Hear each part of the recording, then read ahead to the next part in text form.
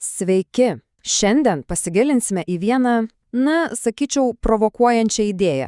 Idėja apie tai, kaip programuotojai iš tikrųjų auga profesionaliai. Pasiruoškit, nes tai, ką išgirsite, gali gerokai pakeisti požiūrį į klaidas darbe. Štai, prašom, šis teiginys turbūt tobulai apibūdina šiandienos IT pasaulį. Tai, kas anksčiau buvo, tikra katastrofa, dabar dažnai yra tiesiog eilinė darbo dienos dalis. Tad kyla klausimas, kaip mes iki to priėjome. Pažiūrėkime, kodėl įvyko toks, sakyčiau, fundamentalus požiūrio pokytis.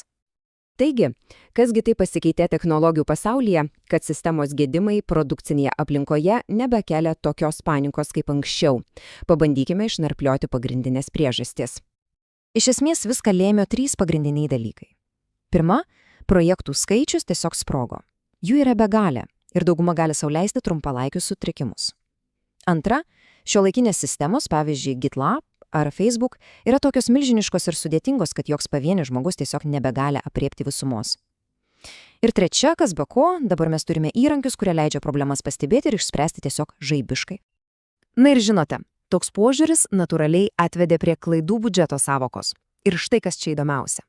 Verslas tiesiog suprato, kad siekti 100% patikimumo yra beprotiškai brangu ir dažnai net nereikalinga. Kur kas protingiau yra priimti apskaičiuotą riziką. Pagalvokim, jei YouTube neveiks tarkim pusvalandį per mėnesį, pasaulis tikrai nesugrius.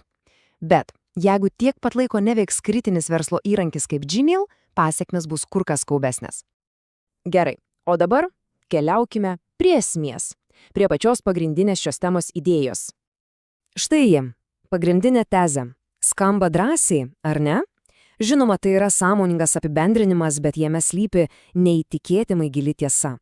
Tiesa apie tai, kaip patirtis, ypač ta skaudi patirtis, virsta tikru, giliu supratimu. Pažiūrėkime, kaip tai veikia praktiškai. Kad geriau suprastume šią taisyklę, tiesiog pasekime vieno hipotetinio programuotojo kelią per 3 esminius karjeros išbandymus.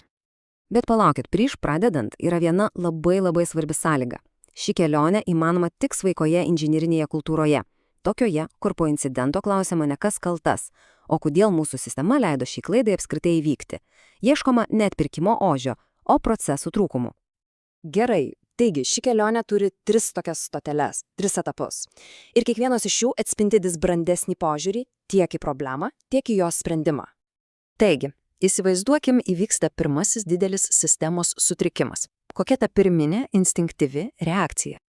Po tos pirmosios nesėkmės programuotojas dažniausiai visą kaltą prisiima savo. Atrodo, kad išvada labai paprasta – asmeninis neatidumas. Žmogiškoji klaida. O sprendimas? Kitą kartą tiesiog reikės labiau stengtis, būti atsargesniam, bet ar tai tikrai sisteminis sprendimas? Vargu. Aišku, praeina laiko ir sistema vėl sugenda, galbūt netgi panašioje vietoje. Ir štai dabar programuotojo mąstymas pradeda keistis. Ir štai čia prasideda pats įdomumas. Dabar kalties pradedama ieškoti išorėje. Kaltinama prasta sistemos architektūra, pasenusios technologijos arba, kaip šaltinyje šmaikščiai vadinama, popierėdnikė, tie pirmtakai, kurie viską blogai padarė. Tai toks etapas, kai atrodo, jog vienintelis sprendimas yra viską perrašyti nuo nulio.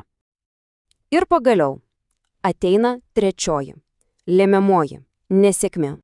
Šis momentas tai absoliutus lūžio taškas. Kodėl? Ogi todėl, kad dabar nebegalima kaltinti nei tų pirmtakų, nei paprasto neatidumo. Juk sistemą perrašei pats, pritaikiai geriausias praktikas. Tiesiog neliko išorinių pasiteisinimų. Ir tai priverčia pradėti mąstyti kur kas giliau, kur kas sistemiškiau. Po šios trečiosios nesėkmės visas dėmesys nuo atsakymų pasisuka į klausimus, bet tai jau visai kitokio lygio klausimai.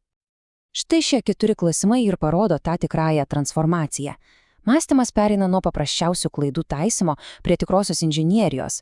Pradedama galvoti ne tik apie tai, kaip pataisyti, bet ir kaip išvengti, kaip sumažinti poveikį, kaip gauti ankstyvą grįžtamą į ryšį per stebėsenos sistemas ar įvairius saugiklius, tokius kaip feature flagai.